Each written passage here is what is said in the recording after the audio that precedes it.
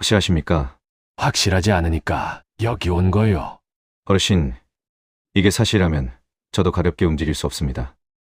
아직 범행이 이루어진 것도 아니고 이 이야기는 아들의 잘못된 마지막을 바로잡는 한 할아버지의 결단을 다룬 이야기입니다. 부산 해운대의 아침은 언제나 그렇듯 조용하였습니다. 파도 소리가 방파제를 넘어 골목까지 흘러들어오는 시간. 김태수는 낡은 나무 의자에 앉아 첫 번째 커피를 마시고 있었습니다. 손에 쥔 머그잔에서 김이 올랐습니다. 기른 애를 살아온 사람의 손이었습니다. 두껍고 마디마다 굳어 있었지만 오랫동안 무언가를 꼭 쥐었다가 놓아버린 듯한 손이기도 하였습니다. 은퇴 후 4년이 지났습니다. 부두에서 선박 자재를 납품하던 작은 회사를 정리하고 그는 이 바닷가 말로 내려왔습니다. 아내를 먼저 떠나보낸 뒤로는 혼자였습니다.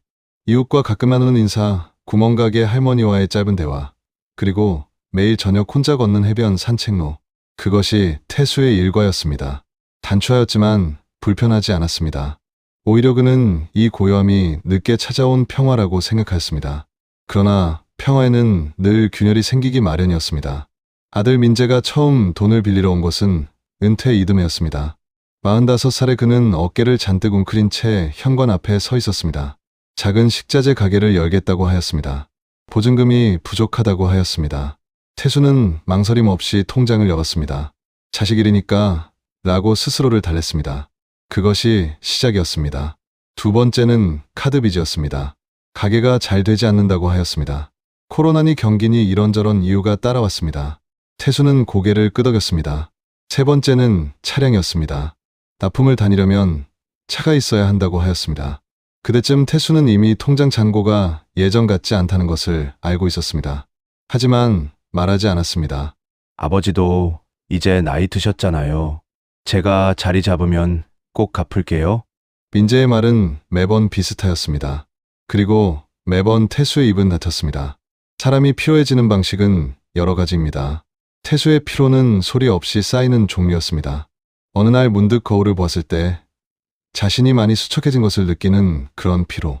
이미 많이 지나온 뒤에야 깨닫는 피로였습니다.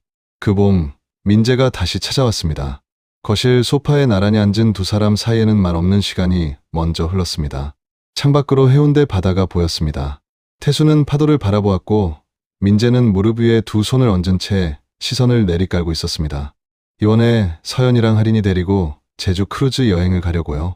태수는 고개를 돌렸습니다. 크루즈. 네, 가족 여행이잖아요. 할인이도 이제 10살이고 한 번쯤은. 얼마냐? 1,000,000원이요. 짧은 침묵이 흘렀습니다. 태수는 머그잔을 테이블에 내려놓았습니다. 천천히, 그러나 이번에는 이전과 달랐습니다. 그는 정확히 무언가가 바뀌는 것을 느꼈습니다. 오래 참아온 것이 바닥을 보이는 그런 감각. 안 된다. 단 세 글자였습니다. 짧지만 무거웠습니다. 민재의 얼굴이 굳었습니다. 말을 꺼내려다 멈추고 다시 시선을 바닥으로 향했습니다. 잠시 후 그가 일어섰습니다. 그날은 그것으로 끝이었습니다. 사흘 뒤 며느리 서연이 찾아왔습니다. 박서연은 태수 앞에 앉아 조용히 눈물을 닦았습니다. 40이 넘은 여자가 공들여 흘리는 눈물이었습니다. 태수는 그 눈물을 바라보면서 그것이 진짜인지 아닌지를 확인하려는 자신이 낯설었습니다. 아버님, 할인이가 요즘 많이 불안해해요. 할인이가 집에 와도 분위기가 어두우니까요. 아이는 다 느낀다고. 손녀 할인의 이름이 나오는 순간 태수의 목 어딘가가 당겼습니다. 10살짜리 아이, 부모 사이에서 말 없이 눈치를 보는 아이, 태수가 가장 사랑하는 이름. 그날 저녁 태수는 다시 통장을 열었습니다. 입금을 마치고 그는 한참 동안 창밖을 바라보았습니다. 파도는 여전하였습니다. 조용하고 반복적이었습니다. 밀려왔다가 부서지고 사라졌습니다. 태수는 그 파도가 자신을 닮았다는 생각을 처음으로 하였습니다. 희생하고 지치고 거절하고 죄책감을 느끼고 또 희생하는 그 반복이 어디까지 계속될지 그 봄의 태수는 아직 알지 못하였습니다. 하지만 파도는 알고 있었습니다. 언젠가 반드시 부서지는 날이 온다는 것을. 다음 달 크루즈는 예정대로 출항하였습니다. 크루즈는 부산국제여객터미널을 오전 10시에 출항하였습니다. 갑판 위로 바닷바람이 불어왔습니다. 태수는 난간 앞에 서서 멀어지는 부산 해안선을 바라보았습니다. 해운대의 하얀 건물들이 점점 작아졌습니다. 저 어딘가에 자신이 매일 앉던 나무 의자와 식어가는 커피가 있을 것이라고 생각하였습니다. 여기까지 오게 된 과정을 되짚으면 마음 한켠이 무거워졌지만 그는 그 감정을 접어두기로 하였습니다. 이미 돈은 나갔고 배는 떠났습니다. 손녀 하나만 보자. 그것만 생각하기로 하였습니다. 하리는 달랐습니다. 승선하자마자 아이는 2층짜리 선내를 누비며 탐험하였습니다. 좋은 복도, 커다란 창문, 파란 바다를 향해 열린 전망대.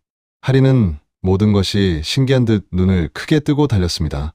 태수의 손을 잡고 계단을 오를 때 아이의 작은 손이 힘을 꽉 주었습니다.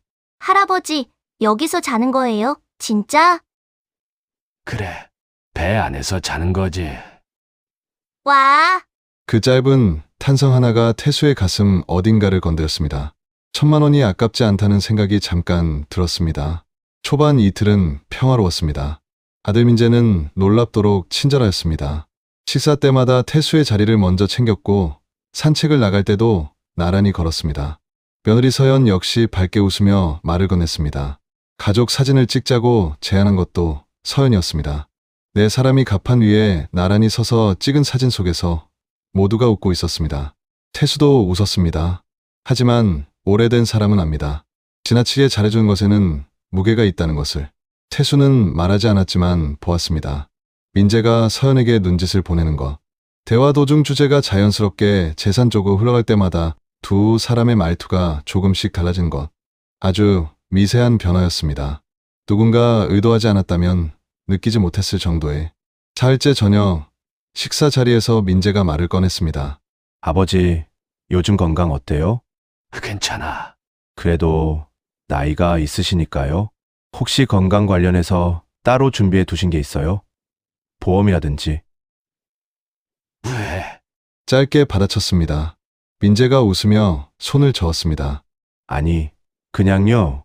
걱정이 돼서요. 태수는 숟가락을 내려놓지 않았습니다. 천천히 국을 한 술 떴습니다. 표정은 평온하였습니다. 하지만 그 질문이 귀 안쪽에 한동안 남아 있었습니다. 그날 밤이었습니다. 자정 가까운 시각, 태수는 잠을 이루지 못하고 있었습니다. 침대 위에 누운 채 천장을 바라보고 있을 때 객실 문이 조심스럽게 열렸습니다. 가는 빛 한 줄기가 복도에서 스며들었습니다. 손녀 아린이었습니다. 아이는 반쯤 잠이 깬 얼굴이었습니다. 얇은 잠옷차림에 두 팔로 자신을 감싸 안고 있었습니다. 태수는 천천히 상체를 일으켰습니다. 하리나, 왜 이 시간에? 태수는 침대에서 내려온 뒤 현관문 쪽으로 나와 아이 앞에 무릎을 꿇었습니다. 할인의 눈이 젖어 있었습니다. 할아버지. 그래, 무슨 일이니? 무서운 꿈 꿨어. 아이는 고개를 저었습니다. 잠시 입술을 달싹이다가 아주 작은 목소리로 말하였습니다. 엄마 아빠가 할아버지를 밀어서 바다에 빠뜨리려고 해요. 태수는 굳었습니다. 심장이 한 박자 늦게 뛰었습니다. 아이의 눈을 바라보았습니다.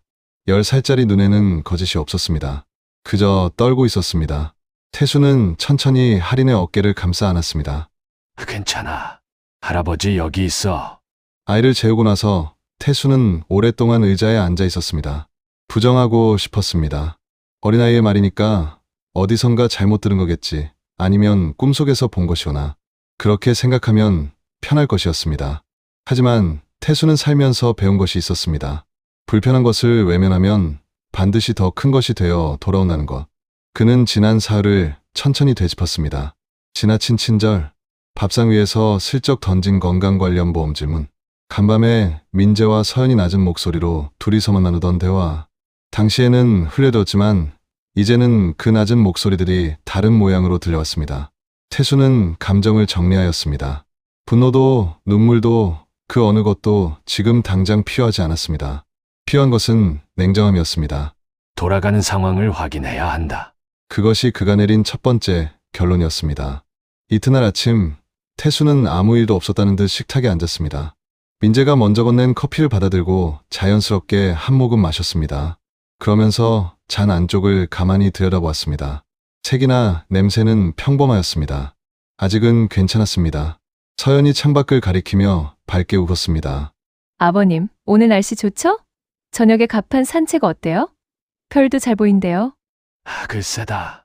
다리가 좀 불편해서. 짧게 받아넘겼습니다. 서연의 웃음이 아주 잠깐 흔들렸다가 다시 제자리로 돌아왔습니다. 그 찰나의 흔들림을 태수는 놓치지 않았습니다. 그날 오후 태수는 혼자 선내를 걸었습니다.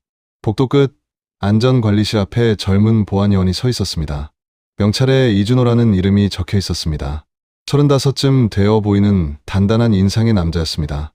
태수는 그 앞을 한번 지나쳤다가 멈추었습니다. 아직 말을 건네지는 않았습니다. 다만 그 자리에서 한 가지를 결심하였습니다. 혼자 감당하는 것에는 한계가 있다는 것, 그리고 가족이기 때문에 덮어두어야 한다는 생각은 이제 더 이상 자신에게 허락되지 않는다는 것. 태수는 발걸음을 돌렸습니다. 파도는 여전히 배의 옆구리를 쳤습니다. 규칙적이고 무심하게.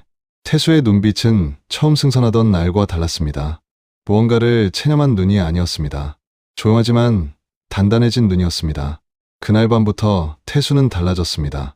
겉으로는 아무것도 변하지 않았습니다. 아침마다 같은 시각에 일어났습니다. 식사 자리에서는 조용히 앉아 밥을 먹었습니다. 민재가 말을 걸면 짧게 답하였고 서연이 웃으면 따라 웃었습니다. 할인과 가판을 걸을 때는 아이의 손을 꼭 잡았습니다. 보기에는 평범한 노인이었습니다. 하지만 눈은 쉬지 않았습니다. 수첩은 침대 매트리스 아래에 두었습니다. 얇고 낡은 수첩이었습니다. 한국을 떠나기 전 구멍가게에서 산 것이었습니다. 태수는 매일 밤 아이가 잠든 것을 확인한 뒤 불을 켜지 않은 채 창가에 앉아 메모를 적었습니다. 작은 손전등 불빛 아래 또박또박 눌러쓴 글씨들이었습니다. 오전 식사, 민재가 커피 먼저 건냄. 내가 마시기 전 잠시 망설이는 것 보임. 서연, 오후 산책 재차 권유. 야간 가판. 세 번째, 할인, 오늘 저녁 식사 중 말 없었음. 부모 눈치 봄. 감정은 빠졌습니다. 날짜와 시각과 행동만 적었습니다. 그것이 지금 자신이 할 수 있는 가장 정확한 일이라고 생각하였습니다. 음식은 조심하였습니다. 티를 내지 않는 것이 중요하였습니다. 민재나 서연이 직접 가져다준 음료는 입에 배는 척하다가 내려놓았습니다. 식사는 뷔페 형식으로 나온 것들 중 공용 집게로 직접 집은 것만 먹었습니다. 처음 이틀은 자신이 조금 지나친 것일 수도 있다고 생각하였습니다. 하지만 사흘째 되던 날 민재가 건넨 오렌지 주스를 무심코 받아들었을 때 그 안에 무언가 가루 같은 것이 잔 아래쪽에 가라앉아 있는 것을 보았습니다. 눈을 들었습니다. 민재는 창밖을 보고 있었습니다. 태수는 잔을 테이블 위에 조용히 내려놓았습니다. 오늘은 속이 좀 안 좋네. 그것뿐이었습니다. 더 말하지 않았습니다. 민재도 더 말하지 않았습니다. 하지만 그날 이후 태수의 수첩에 적힌 글씨는 조금 더 작아졌습니다. 힘을 꽉 주어 누른 흔적이 종이 뒤로 배어날 만큼. 날째 오후 태수는 이준호를 찾아갔습니다. 보안관리실은 가판 아래 복도 끝자락에 있었습니다. 노크를 하였습니다. 이준호가 문을 열었습니다. 단단한 눈매의 남자였습니다. 무슨 일이십니까, 어르신? 잠깐 얘기 좀 할 수 있겠소? 이준호는 태수를 안으로 들였습니다. 태수는 앉자마자 수첩을 꺼냈습니다. 길게 설명하지 않았습니다. 손녀 할인이 한 말, 수첩에 적힌 메모들, 오렌지 주스 이야기, 짧고 건조하게 사실만 말하였습니다. 목소리가 흔들리지 않도록 주의하였습니다. 이준호는 말없이 들었습니다. 메모를 들여다보았습니다. 한참 후 그가 입을 열었습니다. 확실하십니까? 확실하지 않으니까 여기 온 거요. 짧은 침묵이 흘렀습니다. 어르신, 이게 사실이라면 저도 가볍게 움직일 수 없습니다. 아직 범행이 이루어진 것도 아니고 가족 간의 일이라 무작정 개입하기도 어렵습니다. 알고 있어. 도움을 드리고 싶은데 지금 상태에서는 증거가 더 필요합니다. 태수는 고개를 끄덕였습니다. 이미 예상했던 대답이었습니다. 세상의 모든 일은 증거가 있어야 움직이는 법이었습니다. 억울함만으로는 아무것도 바뀌지 않는다는 것을 그는 오래전부터 알고 있었습니다. 녹음이라도 되면. 이준호가 잠시 생각하다가 작은 녹음기를 꺼냈습니다. 셔츠 주머니에 들어갈 만한 크기였습니다. 식사 자리나 대화 중에 쓸 수 있습니다. 단, 어르신이 직접 판단하셔야 합니다. 태수는 그것을 받아 손 안에 쥐었습니다. 크기는 작았지만 그 무게가 묵직하게 느껴졌습니다. 그날 저녁 식사 자리에서 태수는 처음으로 주머니 안에 녹음기를 작동시켰습니다. 민재는 여느 때처럼 말이 많았습니다. 날씨 얘기, 내일 제주 입항 일정, 돌아가면 사업 쪽으로 방향을 바꿔보겠다는 이야기. 태수는 듣는 척하였습니다. 서연이 중간에 말을 얹었습니다. 아버님, 이번 여행 좋으시죠? 자주 이렇게 같이 다녀요. 저희가 곁에 있어야 아버님도 든든하시잖아요. 그렇지. 태수가 짧게 받았습니다. 서연이 웃었습니다. 태수도 웃었습니다. 주머니 안에 녹음기는 소리 없이 돌아가고 있었습니다. 식사가 끝나고 할인이 태수의 소매를 잡아당겼습니다. 아이스크림을 먹고 싶다고 하였습니다. 태수는 손녀의 손을 잡고 자리에서 일어났습니다. 복도를 걸으면서 할인이 올려다보았습니다.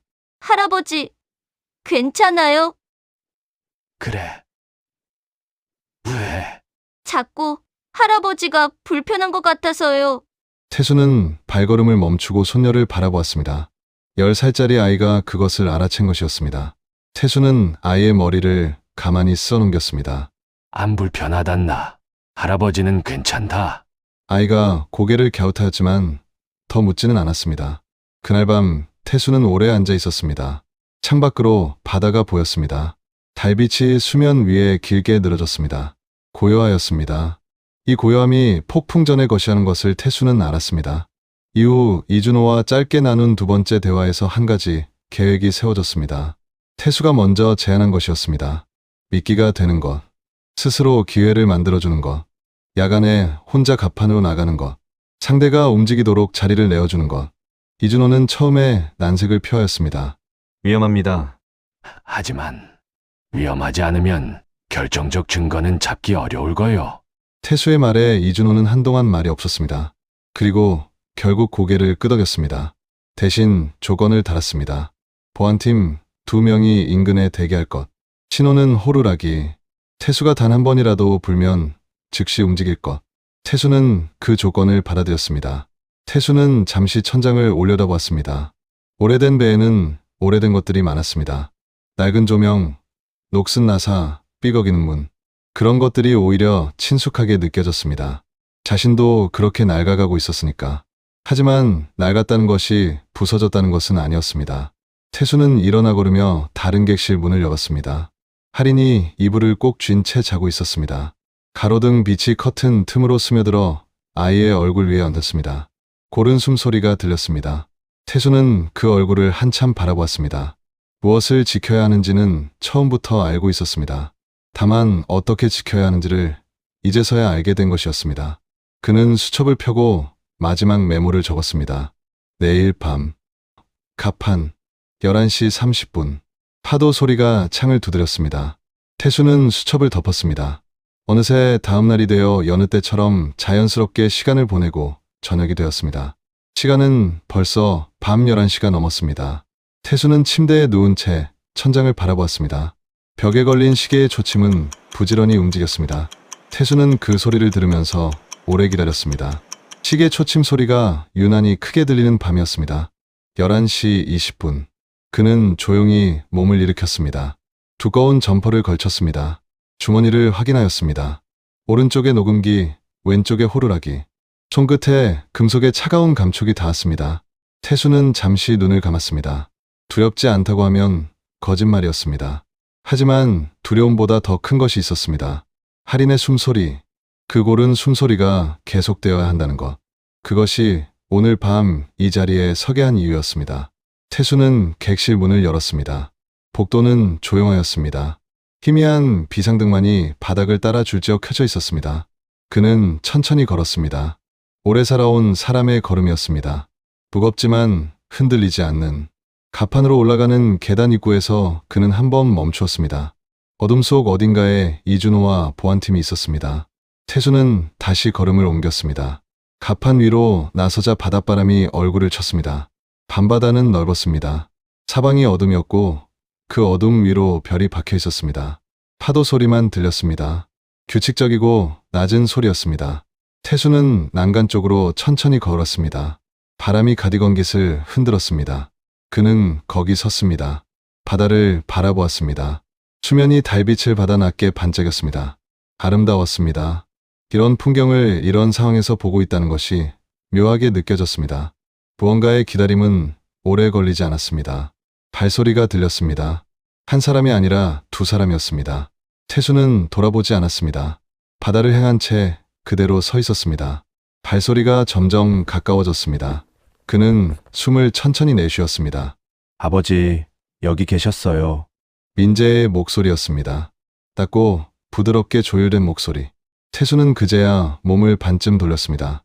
민재가 왼쪽에, 서연이 오른쪽에 서 있었습니다. 잠을 자다가 나온 것처럼 보이지는 않았습니다. 잠이 안 와서. 태수가 짧게 말하였습니다. 서연이 웃으며 난간 쪽으로 한 걸음 다가왔습니다. 태수는 그 걸음을 눈으로 쫓았습니다. 민재가 반대편에서 조금씩 위치를 바꾸는 것도 보였습니다. 자연스럽게 그러나 의도가 있는 움직임이었습니다. 바람 좋다. 그렇죠? 별도 잘 보이고. 서연이 난간을 짚으며 말하였습니다. 태수는 대답하지 않았습니다. 민재가 뒤로 난간 쪽에 더 가까이 섰습니다. 두 사람이 만드는 각도가 태수를 향하고 있었습니다. 바다는 난간 너머에 있었습니다. 태수는 그 공간을 느꼈습니다. 이 순간을 위해 사흘을 기다렸습니다. 그는 돌아서지 않았습니다. 바다를 향한 채 천천히 입을 열었습니다. 민재야. 네, 다 알고 있다. 정적이 내려앉았습니다. 파도 소리만 들렸습니다. 바람이 지나갔습니다. 태수는 그 침묵 속에서 몸을 완전히 돌렸습니다. 두 사람의 얼굴을 정면으로 바라보았습니다. 민재의 표정이 굳어 있었습니다. 서연은 여전히 웃고 있었습니다. 하지만 그 웃음이 더 이상 웃음이 아니었습니다. 무슨 말씀이세요, 아버지? 민재가 먼저 말하였습니다. 할인이한테 들었다. 지금까지의 모든 상황을 수첩에 적었고 녹음도 했다. 또 다른 침묵이 흘렀습니다. 기원에는 더 길었습니다. 서연의 웃음이 천천히 무너졌습니다. 민재의 눈이 흔들렸습니다. 그는 한 걸음 앞으로 내디뎠습니다. 손이 올라오는 것이 보였습니다. 그 순간 태수는 주머니에서 호루라기를 꺼내 불었습니다. 소리가 밤바다 위로 날카롭게 퍼졌습니다. 민재의 동작이 멈추었습니다. 가판 양쪽에서 발소리가 쏟아졌습니다. 기준호가 앞으로 나왔습니다. 보안팀 2명이 뒤를 따랐습니다. 손전등빛이 가판을 가로질렀습니다. 움직이지 마십시오. 이준호의 목소리는 조용하였습니다. 그러나 단호하였습니다. 민재가 그 자리에 굳어버렸습니다. 서연은 뒤로 한 걸음 물러서다가 뒤에 보안팀을 보고 멈추었습니다. 두 사람 모두 더 이상 아무 말도 하지 않았습니다. 태수는 난간에서 한 걸음 물러섰습니다. 다리가 조금 떨렸습니다. 느끼지 못하였던 것이 이제야 올라왔습니다. 그는 난간 쪽이 아닌 가판 안쪽을 향해 몸을 돌리고 천천히 숨을 들이마셨습니다. 차가운 바닷바람이 폐 안으로 들어왔습니다. 이준호가 옆으로 다가섰습니다. 괜찮으십니까, 어르신? 괜찮소. 태수는 짧게 대답하며 민재를 바라보았습니다. 아들은 고개를 숙인 채 서 있었습니다.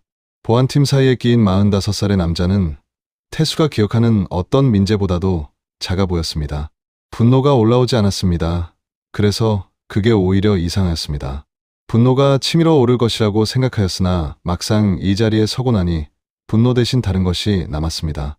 오래되고 깊은 피로, 그리고 그 피로 아래 가라앉아 있던 슬픔. 저게 내 아들이었는데. 그 생각이 한번 스치고 지나갔습니다. 태수는 눈을 감았습니다. 그리고 다시 떴습니다. 이준호가 두 사람을 안내하기 시작하였습니다.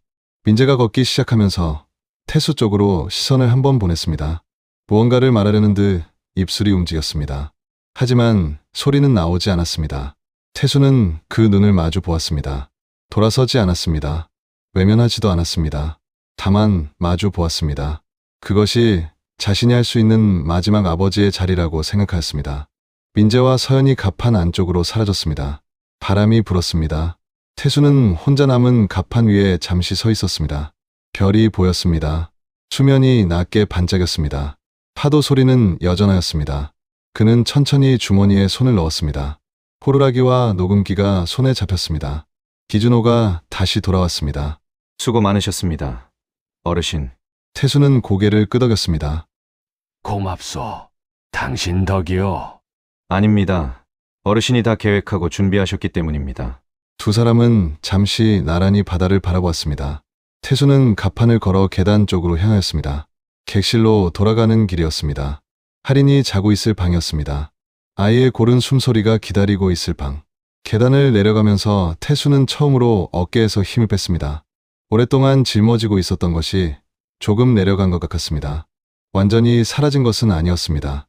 앞으로도 감당해야 할 것들이 남아 있었습니다. 법적인 절차, 손녀의 미래, 혼자가 된 이후의 시간들. 하지만 오늘 밤은 달랐습니다. 준비한 사람이 이겼습니다. 태수는 객실 문을 열었습니다.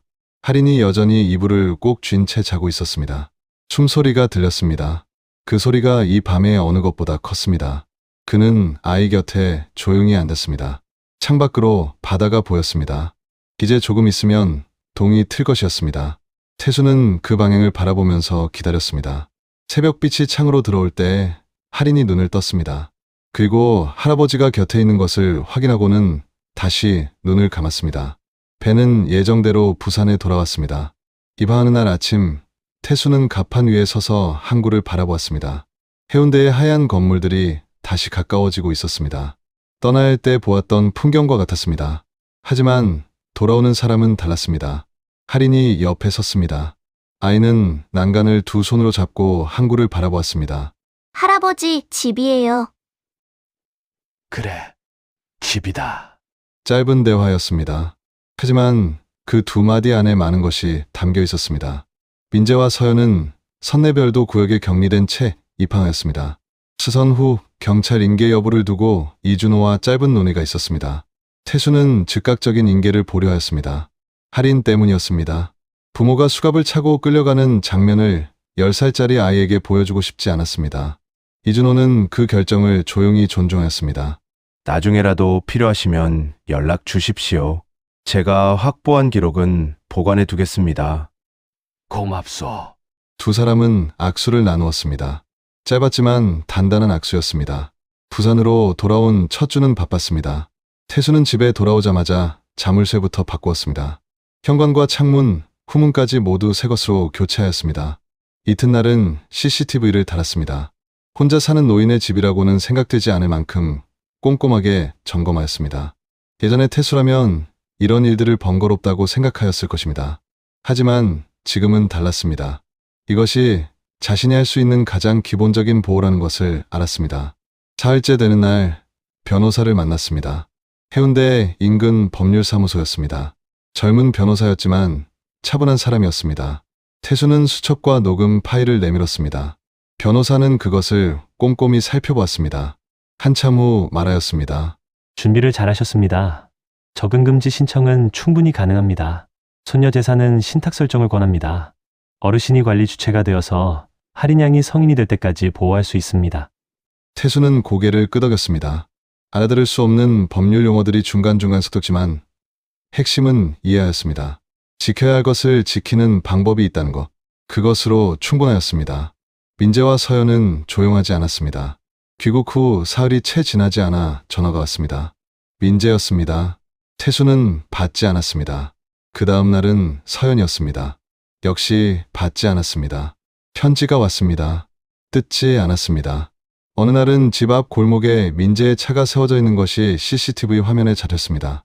오래 머물다가 떠났습니다. 태수는 그 화면을 저장하고 변호사에게 전송하였습니다. 접근금지 명령은 신청한 지 3주 만에 결정이 났습니다. 법원의 결정문은 짧고 건조하였습니다. 하지만 그 건조한 종이 한 장이 태수와 할인 사이에 일정한 거리를 만들어 주었습니다. 감정이 아닌 절차가 만든 것이었기에 오히려 더 믿을 수 있었습니다. 그 즈음부터 태수의 하루에 새로운 리듬이 생겼습니다. 아침 7시 반 할인의 방문을 두드렸습니다. 아이는 대게 이불 속에서 끙끙거렸습니다. 태수는 2번 두드리고 기다렸습니다. 할인아, 학교 가야지. 5분만요. 5분 됐다. 할아버지는 왜 맨날 5분을 그냥 넘겨요? 아이가 부스스한 얼굴로 나왔습니다. 태수는 아이의 머리를 쓸어넘겨 주었습니다. 아침마다 반복되는 작은 실랑이였습니다. 그 실랑이가 태수에게는 아침 인사보다 더 소중하였습니다. 등굣길은 함께 걸었습니다. 학교까지는 걸어서 15분이었습니다. 골목을 지나고 편의점 앞을 지나고 작은 공원을 가로질렀습니다. 할인은 걸으면서 학교에서 있었던 일을 이야기하였습니다.